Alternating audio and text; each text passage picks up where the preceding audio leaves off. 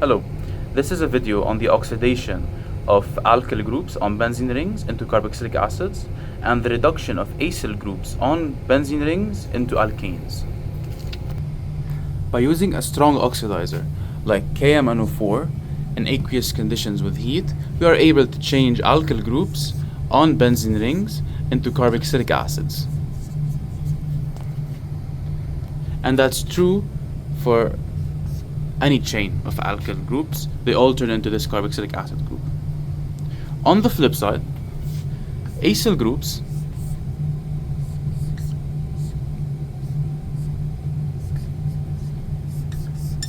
like such, using Clemens reduction that has these reagents, can fully reduce this acyl group into a chain of alkanes. An alkane chain with these hydrocarbons. 1, 2, 3, 4, 5, 6. 1, 2, 3, 4, 5, 6.